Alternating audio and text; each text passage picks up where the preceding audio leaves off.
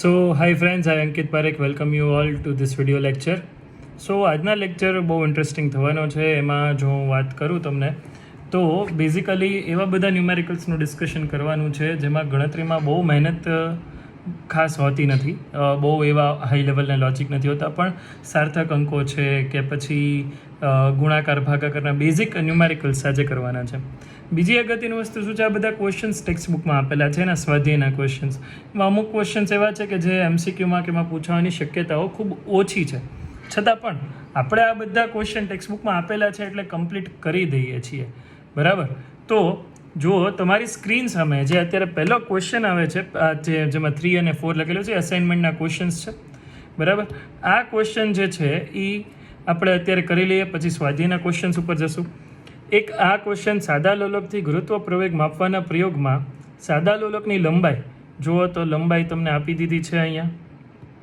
બરાબર, લંબાઈ આપી દીધી છે 100 ± 0.1 સેન્ટીમીટર, જેમાં 100 જે છે એલ છે અને 0.1 ડેલ્ટા એલ છે.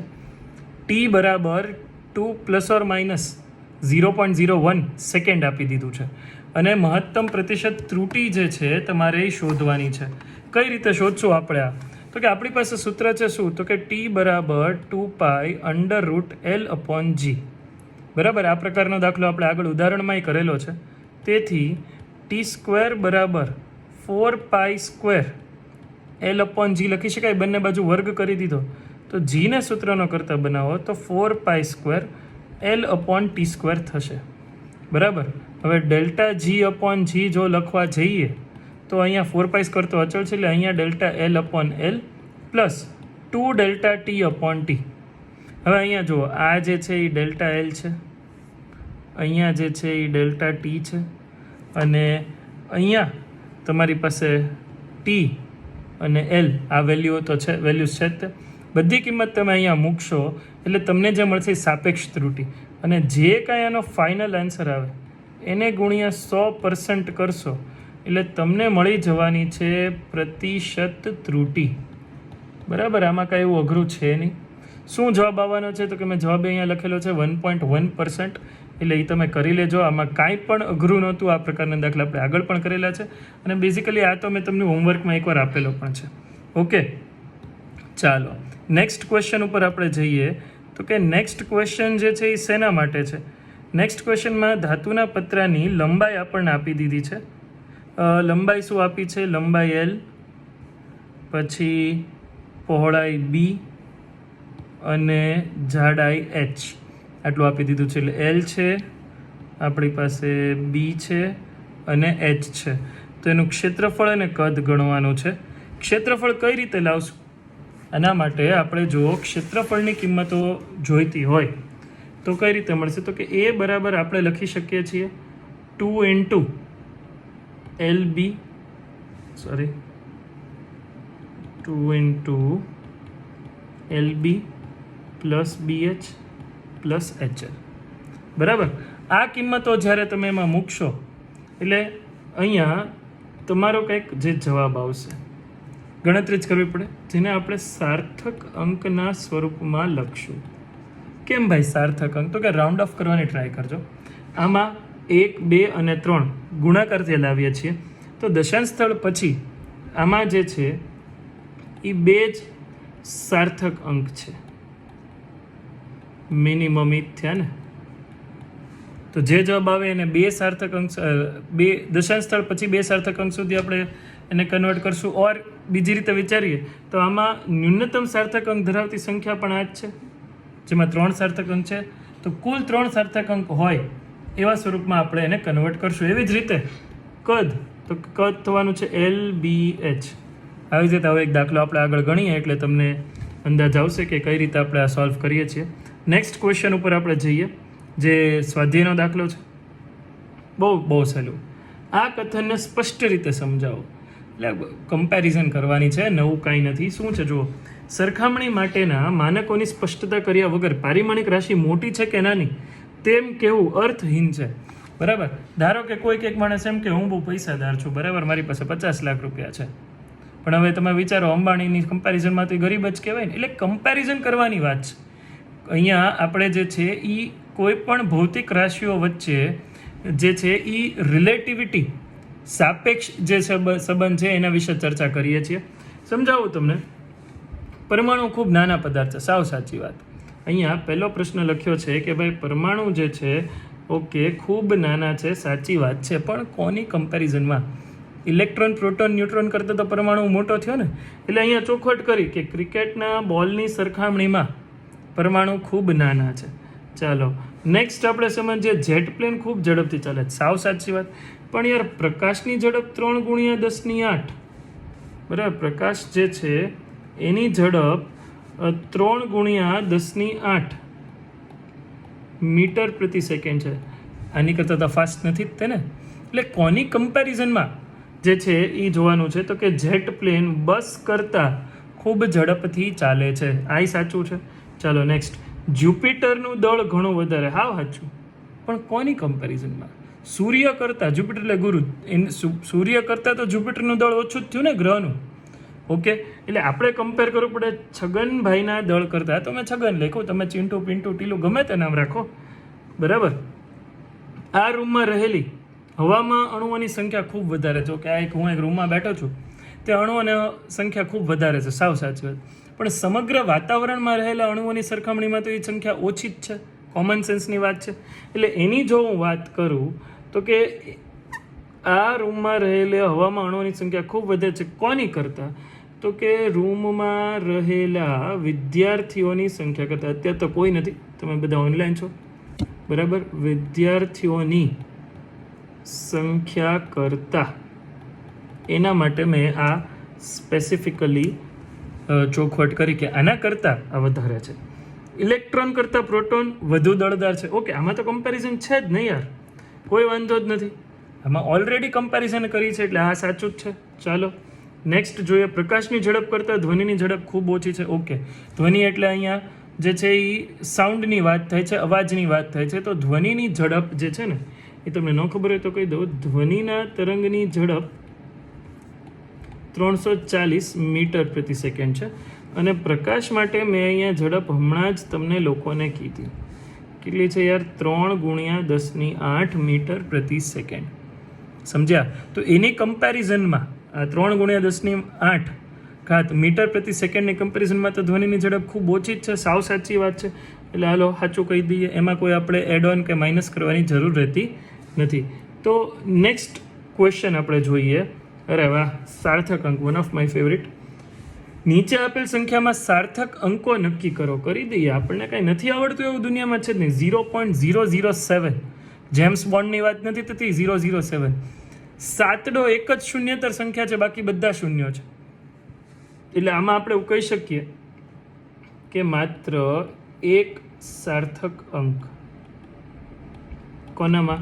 તો કે 0.007માં સાતડો એક જ સાર્થક અંક થશે. નેક્સ્ટ આપણે જોઈએ 2.64 × 10⁻²4. હવે જુઓ યાર, આ જે છે ને આ 10⁻24 એનો કોઈ એ સાર્થક અંકમાં ગણતા જ નથી. તો આપણે કહીએ આ બી વાળામાં 2.64 × 10⁻24માં માત્ર 2, 6 અને 4 3 સાર્થક અંક થયા ને, સિગ્નિફિકન્ટ નંબર. SN કરી દઉં. આમાં કેટલા? 1 SN, બરાબર? સાર્થક અંક, સિગ્નિફિકન્ટ નંબર્સ, બરાબર? ચાલો પછી ત્રીજું 0.2370. હા સમજવો જવું જો યાર. આમાં રબર આવે કા? 0.2370 આની આપણે વાત કરીએ છીએ. તો જો એમાં આ શૂન્ય ગણવાનું કેમ? તો કે દશાંશ સ્થળ 25 છે, પણ જો આમ હોત ને 2370 તો આમાં 3 જ થાત SNF, સિગ્નિફિકન્ટ નંબર્સ. SNF નહીં, ખાલી SN, બરાબર? અને આમાં 4 સિગ્નિફિકન્ટ નંબર્સ છે, સાર્થક અંકો. 4 સાર્થક અંક છે. કેમ? તો કે દશાંશ સ્થળમાં પછી જે આ શૂન્ય હોય, બરાબર, તો એ તમારે ગણવાનું રહેશે. આ યાદ રાખજો. ઓકે, નેક્સ્ટ ક્વેશ્ચન આપણે જોઈએ. એમાં ને એમાં તો કે આ બધું રાખીએ ને, વાંધો નહીં, ક્યાં નડે છે. ડી. તો કે ડીમાં શું છે? ડીમાં છે 6.320. 4 આવશે જ તે. કેમ? તો કે ઓલો 0 જે છે એ દશાંશ સ્થળ પછી વાળો છે, એનો પૂછવાડ્યો એટલે એ ગણાશે. વાંચી લો 4 સિગ્નિફિકન્ટ નંબર્સ. ચાલો એના પછી 6.032 આ 0 તે બે શૂન્યતર અંકોની વચ્ચે છે એટલે એ સાર્થક અંકમાં ગણવાનો થશે. 6032 4 સાર્થક અંકો. અરે જો આવ્યું એ જ આંકડા છો, પણ આગળના જેટલા આ 0 છે કયા તો કે આ બરાબર અહીંયા લખો. અહીંયા ચાલો કયું છે તો કે 0. સોરી અહીંયા આપણે લખીએ 0.000636032. તો આ 4 આંકડા સિગ્નિફિકન્ટ નંબરમાં ગણાશે. આ 4 આંકડા સિગ્નિફિકન્ટ નંબરમાં ગણાશે, બાકીના ગણાશે નહીં. આ યાદ રાખજો. બરાબર. ચાલો નેક્સ્ટ ક્વેશ્ચન આપણે જોઈએ. 2.11 એક લંબચોરસ પાતળી ધાતુની તકતી જે છે એની લંબાઈ અને પહોળાઈ અને જાડાઈ અનુક્રમે આપી દીધી છે. વાહ, શું છે તો કે ભાઈ લંબાઈ છે L, B છે, H છે. આજે એક દાખલો ગણ્યો પહેલો જ તેવો. બરાબર. જુઓ તો ભાઈ ક્ષેત્રફળ આપી દીધું છે L ગુણ્યા B, B ગુણ્યા H ગુણ્યા L. કિંમત જ મૂકી છે LBHની. પહેલાં છે ને આ ન વાંચતા સોલ્યુશનનું, આ ભલે હું અંડરલાઈન કરું પણ એ હમણાં તમે સાઈડમાં રાખો.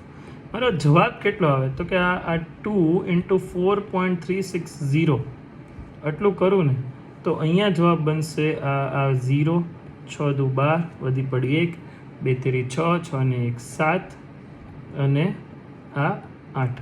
તો મારો જવાબ આવે છે 8.720, જેમાં કુલ 4 સાર્થક અંક છે. ટોટલ 4 સાર્થક અંક છે. મારે ત્યાં સુધી જવાબ નથી લખવાનો. અહીંયા વાંચો તો કે આપેલ ડેટામાં સૌથી ઓછા સાર્થક અંક જોડાઈને, ત્યાં આવવું જોઈએ, જોડાઈને, સોરી ના ખોટું બોલ્યો, જાડાઈના જ છે, જાડાઈના છે 3. એટલે મારો જે જવાબ છે એ પણ મેક્સિમમ 3 સાર્થક અંક સુધીનો જ વેલિડ ગણાય. તો છે 4 સાર્થક અંક, જેને હું કન્વર્ટ કરું 8.72, તો 1, 2 અને 3. તો હવે આમાં કેટલા સાર્થક અંક રહ્યા? 3 સાર્થક અંક. ક્લિયર છે આટલું? પાક્કું? ઓકે. ચાલો હવે આ જ રીતે વિચારીએ તો કે આ LBHનો જવાબ કેટલો આવ્યો તો કે અહીંયા જવાબ છે 0.0855. તો આમાં તો 3 સાર્થક અંક જ છે, ઓલા બે 0 તો ગણાવવાના જ નથી, એટલે આમાંય લખી નાખીએ 3 સાર્થક અંક. કોઈ જ ઇશ્યુ નથી થતો. બરાબર છે? ક્લિયર? એટલું બધાને સમજાય છે? ફાઇન. ચાલો નેક્સ્ટ ઉપર આપણે જઈએ. શું છે નેક્સ્ટ? પ્રોવિઝન સ્ટોરની તુલા એટલે વજન કાંટાની વાત છે. માપેલ બોક્સનું દળ 2.300 kg મળે છે. હવે આ જોજો, આને છે ને હું એમ કહી દઉં M1 છે 2.300, એમાં 2 સાર્થક અંક છે. પછી M2 બોક્સમાં 2 સોનાના કટકા છે. કેટલા તો કે 20.15. બરાબર. ફરીથી લખું છું, M2માં છે 20.15 અને M3માં છે 20.17 ગ્રામ. આ 2 સોનાના કટકા છે. ઓલું આ 2.300 kg છે, આ ગ્રામમાં છે, આ પણ ગ્રામમાં છે. કા પહેલાંને કે દરેકને કેજીમાં ફેરવો, કા બોલાને ગ્રામમાં ફેરવો. એટલે આ કેટલું થશે? જો ગ્રામ ભાગ્યા 1000 કરો એટલે કેજીમાં ફરે, એટલે લખું 0.02015 ગ્રામ, 15 kg. અન્ડરસ્ટુડ? અને અહીંયા 0.02017 kg. ખ્યાલ આવી ગયો? હવે M1 છે, M2 છે, M3 છે. આનો હું ટોટલ કરીશ ને તો મારો આ જવાબ કંઈક બને છે. અહીંયા લખેલો જ છે 2.34032. આ આન્સર છે કેજીમાં. બરાબર. પણ તમારા પાસે જે ડેટા છે એમાં સૌથી ઓછા સાર્થક અંક ધરાવતો આંકડો કયો છે તો કે આ 2.3. આમાં 2 જ સાર્થક અંક છે, આમાં 4 સાર્થક અંક છે, આમાં 4 સાર્થક અંક છે. તો આને 2 સાર્થક અંક સુધી આપણે જો રાઉન્ડ ઓફ કરીએ તો 2.3 kg આન્સર બને છે. સમજી ગયા? 2.3 kg જે છે એ મારો આન્સર બને છે. કેમ? તો કે સૌથી ઓછા સાર્થક અંકો સુધીની આ વાત કરી. બીજું, યોગ્ય સાર્થક અંકો સુધી બંને ટુકડાના દળનો તફાવત લ્યો. કાંઈ વાંધો નહીં. 20.17 માઇનસ 20.15, જેનો જવાબ કેટલો આવ્યો? તો કે 0.02 ગ્રામ. 0.02 ગ્રામ. અપ ટુ 2 સિગ્નિફિકન્ટ નંબર, તો આમાં તો ચાલુ 0 આગળના નથી, એટલે એક સિગ્નિફિકન્ટ નંબર સુધી જ થયું. ટ્રાય કરી પણ આવે છે તે 2 સિગ્નિફિકન્ટ નંબર સુધી. કેમ કર્યું? લાવવું તો 2 સિગ્નિફિકન્ટ નંબર સુધી, પણ જો હું આ જે છે આ અહીંયા સાઈડમાં લખું છું, જો જગ્યા ઓછી છે અહીંયા, ક્યાં? તો કે ભાઈ 20.17 માઇનસ 20.15 આ કરવા જાઓ તો મારો જવાબ બને છે 0.02. બરાબર. કેટલા સિગ્નિફિકન્ટ નંબર આવ્યા? 1. અપ ટુ 2 સુધી ટ્રાય કરી પણ જવાબ જ આવ્યો તો કોઈ પ્રશ્ન જ નથી થતો. ઓકે, ચાલો નેક્સ્ટ ઉપર જઈએ આપણે. આ સરસ છે. નેક્સ્ટ ક્વેશ્ચન, પરમાણવીય માપક્રમની લંબાઈનો સુવિધાજનક એકમ એંગસ્ટ્રોમ છે. યાદ કરાવું, 1 એંગસ્ટ્રોમ બરાબર, અહીંયા યાદ કરાવું તમને, 1 એંગસ્ટ્રોમ બરાબર 10⁻10 મીટર થાય. હાઇડ્રોજન પરમાણુનો વિસ્તાર 0.5 એંગસ્ટ્રોમ છે. 1/2 ગુણ્યા 10⁻10. પરમાણુઓનું આણ્વિક કદ મીટર ક્યુબમાં કેટલું થશે?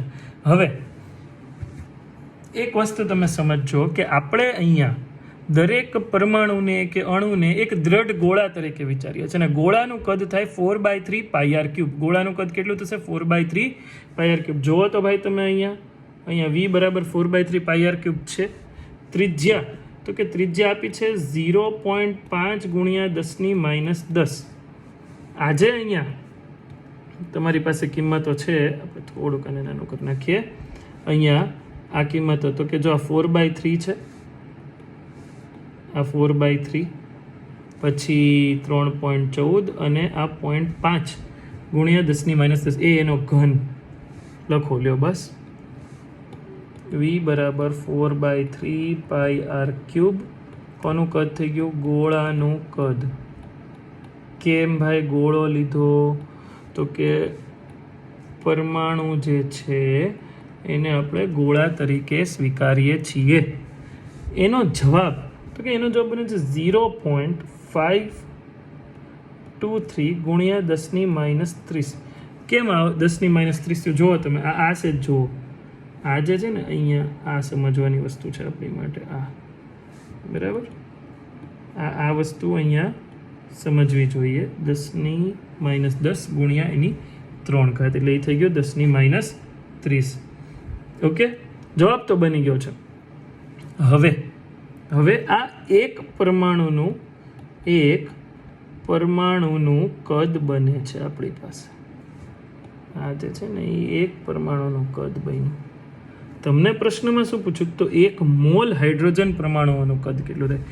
1 मोल की कीमत तुम क्या जानो स्टूडेंट बाबू?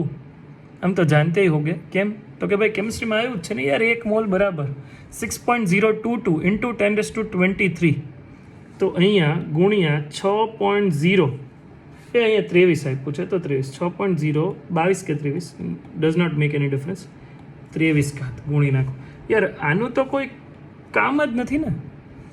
10ની ઘાત સાર્થક અંકમાં તો ગણવાની નથી, એટલે 10ની 7 ઘાત એ ભલે રહી પડી બહાર, સોરી -7, કેમ કે -30 છે ને 7 છે. જો આ +23, આ 10ની -30, તો એ 10ની -7 થઈ ગઈ. પણ આ 6.023 ગુણ્યા 0.523નો જે જવાબ આવશે એમાં 2 સાર્થક અંકો સુધી આપણે જશું.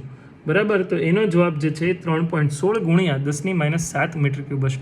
જે કાંઈ જવાબ આવે એને તમે અહીંયા સાર્થક અંકમાં કન્વર્ટ કરીને રાઉન્ડ ઓફ કરીને લખજો. જે જવાબ મેં અહીંયા લખેલો છે ઓલરેડી, 3.16 ગુણ્યા 10⁻7. બરાબર.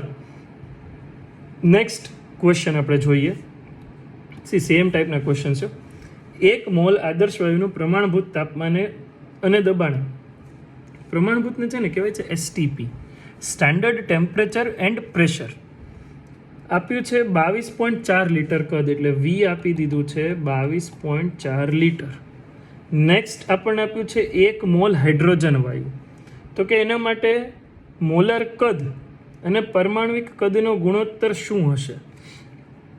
પહેલાં તો તમને મોલર કદ ખબર પડવી જોઈએ.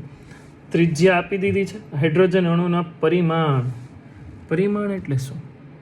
હાઇડ્રોજન અણુ માટે તમને પરિમાણ આપ્યા છે. તો કે પરિમાણ જે હંમેશા આપ્યું હોય ને એ એનો વ્યાસ હોવો જોઈએ. આ જે છે ને એ એનો વ્યાસ છે 1 એંગસ્ટ્રોમ. તો એની ત્રિજ્યા કેટલી લખી? 0.5 ગુણ્યા 10⁻³ કઈ રીતે યાર? આગળ વાંચો ને તમે. આગળ આપણે જોઈએ આની પહેલાંના પેજ ઉપર. તો એમાંય તે પરમાણુય માપક્રમ માટે એંગસ્ટ્રોમ, હાઇડ્રોજન પરમાણુનો વિસ્તાર 0.5 એંગસ્ટ્રોમ આપેલો જ ને, બરાબર. આમાં છે ને પરિમાણની જગ્યાએ વ્યાસ શબ્દ પ્રયોગ કરવો જોઈએ તો એ વધારે યોગ્ય થાય. એટલે તમે લખી શકો કે એની ત્રિજ્યા જે છે એ 0.5 એંગસ્ટ્રોમ છે. 0.5 એનો R બરાબર 0.5 ગુણ્યા 10⁻10 મીટર. V બરાબર આપણી પાસે સૂત્ર છે 4/3 πr³. એમાં કિંમત મૂકીએ અને જે આગળ જવાબ આવ્યો તો એ જ આવે છે. આ જવાબ 0.523 ગુણ્યા 10⁻30 મીટર³. હવે બહુ અગત્યની વસ્તુ છે દોસ્તો.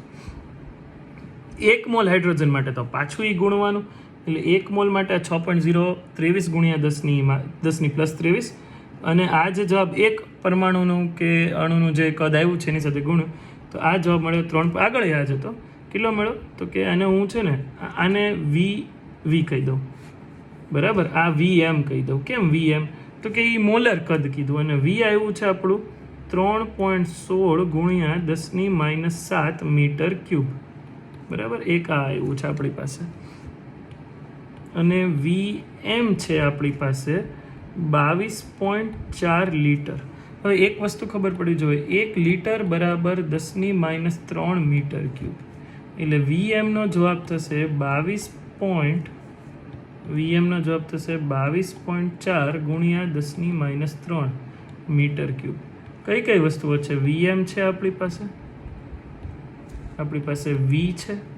આ બંનેનો ગુણોત્તર લેવાનો. તો કે VM/VA આ રહ્યો ગુણોત્તર. જવાબ છે 7.08 × 10⁴.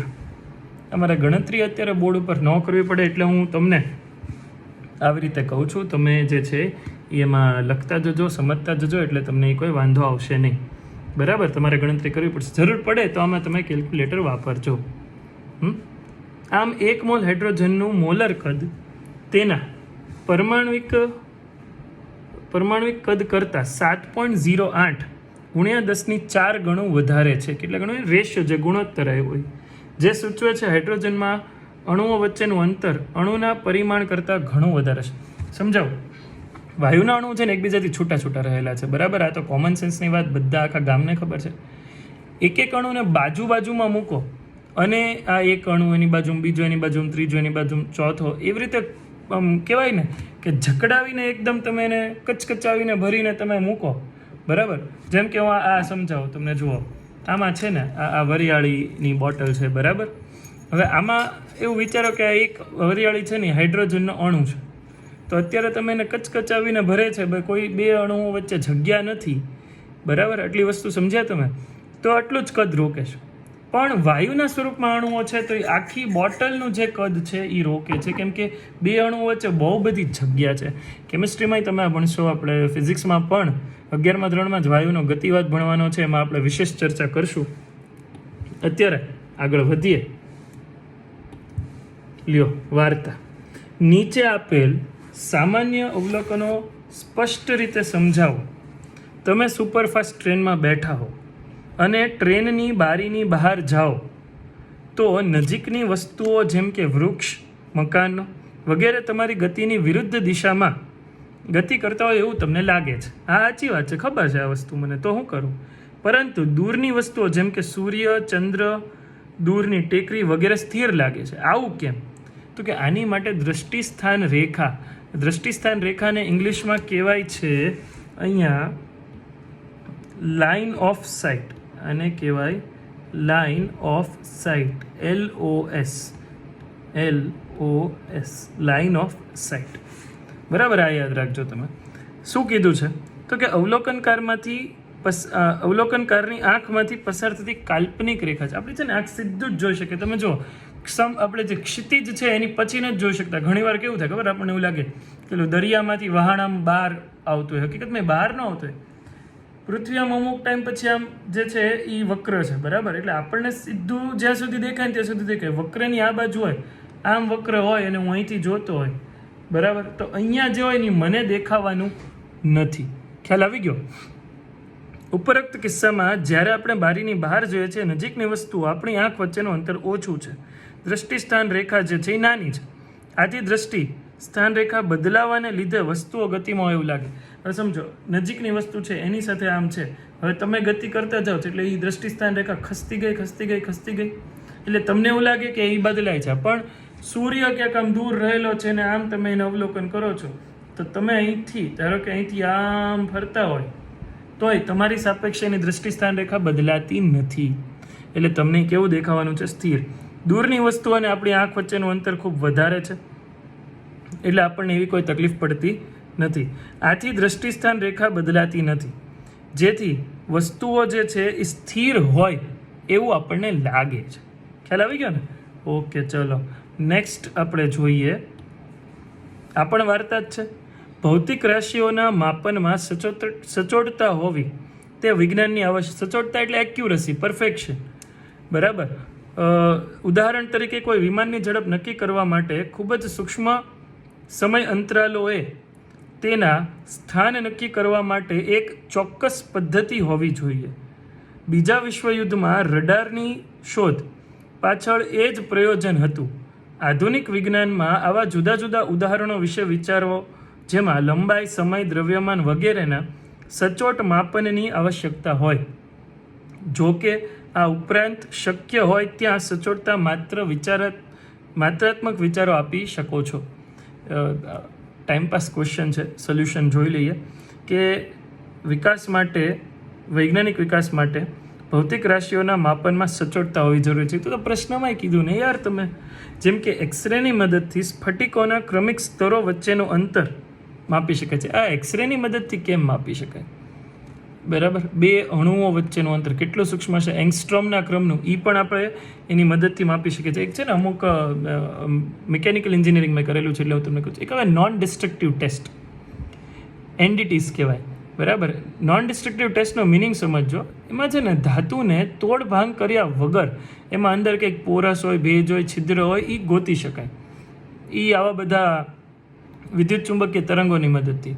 પણ મેં તમને કીધું એમ કે આનું પણ વિદ્યુત ચુંબકીય તરંગો, એક્સરેનો શું ઉપયોગ છે એ પણ તમે ધોરણ 12માં ભણશો, બરાબર.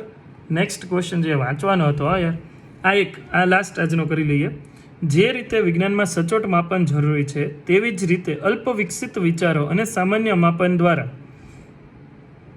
રાશિનો સામાન્ય અંદાજ લગાવવો તેટલું જ મહત્વનું છે. નીચે આપેલ અનુમાન લગાવી શકાય તે માટેના ઉપાયો વિચારો.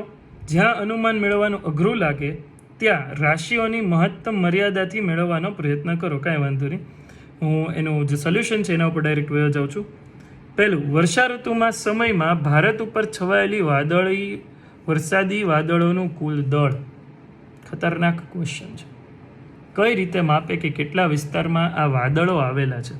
જો હવે એમ કે હવામાન વિભાગ સરેરાશ 215 સેમી વરસાદ નોંધે છે, એટલે 215 સેન્ટીમીટર જે છે એટલી ઊંચાઈ સુધી વરસાદ આવ્યો એવું માને. હવે ભારતનું ક્ષેત્રફળ એક આ ડ્રો કરું, જુઓ તમે. માની લ્યો કે આ જે છે એ આવું આપણું ભારત એકદમ એક્ઝેક્ટ લંબચોરસ છે. એક્ઝેક્ટ કેવું છે? લંબચોરસ એવું માની લો. છે નહીં, તમને મને બેન ખબર. હવે તો કે હવે હું શું કરું? તો કે મારે કદ ગોતવું છે. કદ ગોતવા માટે શું કરવું પડે? તો કે ઊંચાઈ જોઈએ.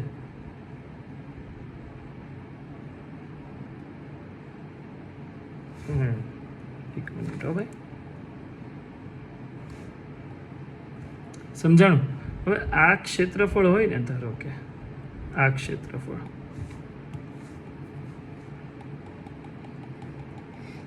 એ કહી દઉં L ગુણ્યા B, અને એની સાથે આ ઊંચાઈ h ગણું તો V બરાબર થાય LBH, જેમાં L ગુણ્યા B ને એ કહી દીધું ને h, તો મને કદ મળી જાય. આ ભારત, એટલું ભંગાર ભારતનો નકશો કોઈ નહીં દોરતું હોય, પણ એમાં આટલો આ ક્ષેત્રફળ છે બરાબર, એને ગુણ્યા કેટલી ઊંચાઈ સુધી વરસાદ પડ્યો, આ જે ક્ષેત્રફળ છે એને ગુણ્યા h કરું તો કદ મળી જાય. હવે આખા ભારતનું ક્ષેત્રફળ તો ખબર છે આપણને બરાબર, હું કંઈ દોડીને માપવા નથી ગયો, પણ ખબર છે કે ભાઈ 3.3 ગુણ્યા 10^12 મીટર સ્ક્વેર છે. એને ગુણ્યા 215 સેમી. 215 સેમી એટલે શું યાર? 2.15 મીટર.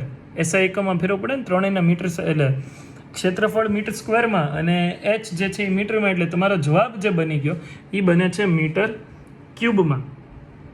હવે આ તો કદ મળ્યું, કેટલું દળ હતું એ આપણે ગોતવાનું છે, દ્રવ્યમાન. ઘનતા બરાબર દળ છેદમાં કદ, ઘનતા બરાબર થાય છે દળ છેદમાં કદ. કદ મળી ગયું છે બરાબર. પાણીની ઘનતાય ખબર છે, રો 1000 kg પ્રતિ મીટર ક્યુબ. તો શું કર્યું? વરસાદના પાણીનું દળ રો ઇન્ટુ વી, રો એટલે ઘનતા ગુણ્યા કદ. ખ્યાલ આવી ગયો? તો આ જે છે એવી રીતે આપણે ગણેલું છે. આમાં તમને 3.3 ગુણ્યા 10^12 મીટર સ્ક્વેર ક્ષેત્રફળ ન ખબર હોય તો તમે આ જે છે એ વાદળનું દ્રવ્યમાન ગણી શકો નહીં. ખ્યાલ આવે છે ને ભાઈ? ફરીથી એકવાર જોઈ લો તમે આ જે છે કઈ રીતે ગણી હોય. હું ફરીથી એકવાર તમને સમજાવી દઉં. તો કે મારી પાસે કેટલી વસ્તુઓ છે. મારી પાસે છે 215 સેમીની ઊંચાઈ બરાબર. મારી પાસે છે 3.3 ગુણ્યા 10^12 મીટર સ્ક્વેરનું ક્ષેત્રફળ. એટલે કદ બરાબર હું a ઇન્ટુ h કરી અને કદ મેળવી લઉં છું. હવે તો કે મારી પાસે છે ઘનતા, જેને લખીએ છે દળ છેદમાં કદ. તેથી દળ બરાબર ઘનતા,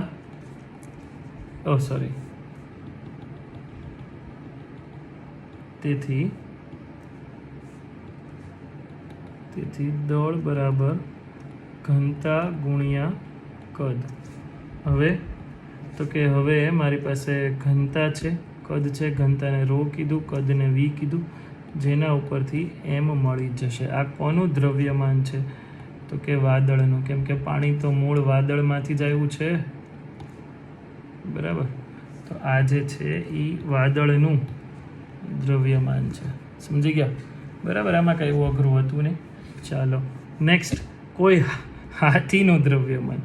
હવે આમાં છે ને, જો તમે ઓલું આર્કિમિડીઝનો સિદ્ધાંત કરતા હતા, યાદ હોય તો તમને, કે આર્કિમિડીઝના સિદ્ધાંતમાં શું હતું? કોઈ પણ અનિયમિત આકાર જે છે એ પ્રવાહીમાં ડૂબાડો ને તો એ પોતાના કદ જેટલા જ, અનિયમિત કે નિયમિત, પોતાના કદ જેટલા જ કદનું સ્થાનાંતર કરે. એ શું કહે છે?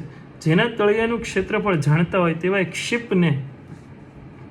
એક શિપને દરિયામાં મૂકી શિપ વડે ખસેડેલા પાણીનું કદ નોંધી લ્યો. ઓકે, જે V1 છે. એટલે કે પહેલાં આ દરિયામાં પાણી હતું, એમાં એક બોટ મૂકી દીધી બરાબર. એમાં આપણે એક આવી રીતે બોટ મૂકી દીધી અને એમાં એ થોડોક ભાગ જે છે આટલો ભાગ બોટનો ડૂબે છે. ક્યાં? તો કે દરિયામાં બરાબર. હું લખી દઉં, આ બોટ છે, શિપ. એ બોટમાં ન હોય, આથી શિપમાં હોય, શિપ છે. હવે તો કે એનું કદ નોંધ્યું છે. આટલું હતું ને, જેટલું પાણી ખસેડ્યું એ કદ હતું V1. એ કદ આવ્યું છે V1. હવે પાછું પાણી લ્યો તમે બરાબર. એમાં આવી રીતે આ બોટ મૂકો અને એમાં પાછો આપણો હાથીને બેસાડો. આ હાથી, એ ભાઈ જે છે યાદ છે, હાથી. જેના કારણે આ આટલું કંઈક ડૂબે છે, વધારે થોડુંક, આટલો ભાગ જે છે એ ડૂબી ગયો. તો એનું કદ નોંધી લ્યો. એનું કદ V2 કહી દો. હવે હાથી સાથે અને હાથી વગર કદનો તફાવત લ્યો, V2 માઇનસ V1. એટલે તમને જે મળે એ હાથીનું કદ મળી જાય. શું મળી જાય? હાથીનું કદ. હવે તો કે આ બંને કદનો તફાવત V2 માઇનસ V1 આર્કિમિડીઝના સિદ્ધાંત પરથી થયો. M બરાબર રો ગુણ્યા V2 માઇનસ V1. રો શું છે? તો કે રો પાણીની ઘનતા છે. રો કોની ઘનતા છે? પાણીની. અને V2 માઇનસ V1 શું છે? એનું જે ખસેડેલું કદ છે બરાબર. આની મદદથી શું થઈ ગયું? તો કે તમને જે એણે પાણી ખસેડ્યું ને ભાઈ, અહીંયા એણે જે પાણી ખસેડ્યું એનું તમને જે છે એ દ્રવ્યમાન મળી ગયું. હાથીનું દ્રવ્યમાન કેમ શોધવું? આમાં તમારે જે છે હાથીનું દ્રવ્યમાન શોધવાનું છે. તો કે એક મિનિટ, અહીંયા કોઈ હાથીનું દ્રવ્યમાન જો તમારે શોધવું હોય તો એની માટે તમારે એની સાથે હાથીની ઘનતા ગણવી પડે, બીજો કોઈ રસ્તો નથી. આ ફ્લુઇડ મિકેનિક્સ કરશું ત્યારે હું તમને સમજાવીશ, તરલનું મિકેનિક્સ, કે એમાં ડૂબેલા દ્રવ્યનું જે દ્રવ્યમાન છે એ તમે કઈ રીતે ગણી શકો, mg, m0g, આર્કિમિડીઝનો સિદ્ધાંત, આ બધું જ ચર્ચા આપણે કરવાની રહેશે. બરાબર. નેક્સ્ટ ક્વેશ્ચન જોઈ લઈએ. 3-4 છે હજી. કોઈ આંધી દરમિયાન પવનની ઝડપ માપવા માટે એનેમોમીટર, આ યાદ રાખવું હા ભાઈ, આ એનેમોમીટર નામનું સાધન, જનરલ નોલેજની વાત છે ને યાર. પવન વહે ત્યારે તેના પાંખિયા ફરે છે. જો 1 સેકન્ડમાં એનેમોમીટરના પાંખિયાઓ કેટલા ભ્રમણની સંખ્યા પરથી પવનની ઝડપ નક્કી કરી શકે. હું તમને સૂત્ર લખી દઉં, V બરાબર R ઓમેગા. જ્યાં ઓમેગા છે ને કોણીય ઝડપ છે, V ઝડપ છે અને R ત્રિજ્યા છે. આની મદદથી આ શોધી શકાય. આ પણ ચાક ગતિ કરશું, ગતિના નિયમો કરશું, ગતિ માટેના ઘણા બધા ચેપ્ટર્સ આપણે ભણવાના છે, ત્યારે વિશેષ ચર્ચા કરશું. માથાના વાળની સંખ્યા, તો અઘરો પ્રશ્ન થઈ ગયો ભાઈ. ધારો કે તમારી ટાલ કે જ્યાં વાળ છે જુઓ છે નું ક્ષેત્રફળ A છે, બરાબર. માથાનો કોઈ એક વાળ લઈ માઇક્રોમીટર સ્ક્રૂ ગેજ વડે તેનો વ્યાસ માપી શકાય છે. વર્નિયર કેલિપર્સ અને માઇક્રોમીટર મારે તમને સમજાવવાનું છે, પણ માઇક્રોમીટરની મદદથી પાતળામાં પાતળું, બરાબર, 1 માઇક્રોમીટર 10⁻6 મીટર જેટલું કોઈ પાતળો વસ્તુ હોય ને તો એનું પણ તમે જે છે એ જાડાઈ માપી શકો છો, એટલે એની માપશું આપણે. પછી ધારો કે માથામાં n વાળ છે અને વાળનું ક્ષેત્રફળ πr² છે. n πr² એટલે બધા વાળનું કુલ ક્ષેત્રફળ મળી ગયું, એ ટાલના ક્ષેત્રફળ જેટલું. સમજાણું કે નહીં? આ કોકનો ટોલો છે, એમાં 1 2 3 4 આ ટપકા કરું જ ને એ બધા વાળ છે. હવે આ એક વાળનું ક્ષેત્રફળ ગોતી લીધું, બરાબર, આ એક ટપકાનું ગોતી લીધું, ગુણ્યા n કરી નાખો તો મળી જાય કે નહીં. એટલે માથામાં વાળની સંખ્યા કઈ રીતે મળે? તો કે આ ક્ષેત્રફળ, ધ્યાનથી સમજો, આ ક્ષેત્રફળ કુલ ભાગ્યા આ કુલ ક્ષેત્રફળ ભાગ્યા n બરાબર કુલ ક્ષેત્રફળ છેદમાં એક વાળનું ક્ષેત્રફળ. તો n મળી ગયું કે નહીં? આમાં કાંઈ એવું અઘરું હતું નહીં, બરાબર. અને લાસ્ટ, તમારા વર્ગખંડમાં વાયુના અણુઓની સંખ્યા, આ તમે કેમિસ્ટ્રીમાં ભણતા હશો. ધારો કે વર્ગખંડનું કદ V છે. NTP is normal temperature and pressure. Normal temperature એટલે આપણે 27 કેલ્વિન કહી શકીએ, અને પ્રેશર તો 1 એટમોસ્ફિયર જ છે. 22.4 લીટર એટલે કે ગુણ્યા 10⁻³ કર્યું. આની પહેલાં મેં કીધું કે 1 લીટર બરાબર 10⁻³ મીટર ક્યુબ છે, યાદ રાખવું. 1 મોલ હવામાં 6.022 ગુણ્યા 10⁻23 જેટલા અણુઓ છે. 1 મોલની કિંમત થઈ ગઈ. હવે તમને અણુઓની સંખ્યા આપી દીધી છે. વર્ગખંડમાં વાયુના અણુઓની સંખ્યા, સિમ્પલ લોજિક છે યાર, કે જો સમજો 22.4 લીટર એ કોનું કદ થયું? 1 મોલનું કદ થયું. એ કોનું કદ થયું? 1 મોલનું કદ થયું. 6.022 ગુણ્યા 10⁻23 ભાગ્યા 22.4 લીટર કરું એટલે મને 1 અણુનું કદ મળી જાય, બરાબર. સમજાવો, જો એક સિમ્પલ વસ્તુ કહી દઉં. 1 અણુનું કદ અથવા 1 અણુએ રોકેલી સરેરાશ જગ્યા કેટલી થઈ? 1 અણુનું કદ કેટલું થશે? કુલ કદ છેદમાં 6.022 ગુણ્યા 10⁻23. આ થઈ ગયું આટલું કામ તમામ. હવે એટલે આ મળી જાય કેટલું? 1.35 ગુણ્યા 10⁻28 એ 28. હા 28, બરાબર. વર્ગખંડમાં વાયુના અણુની સંખ્યા જોવાની છે. હજી આ નથી કર્યું. એક સેકન્ડ, હવે મારી કંઈક ભૂલ થઈ છે, હું ફરીથી કરી દઉં. કંઈક ખોટું સમજાવ્યું, 1 જ મિનિટ.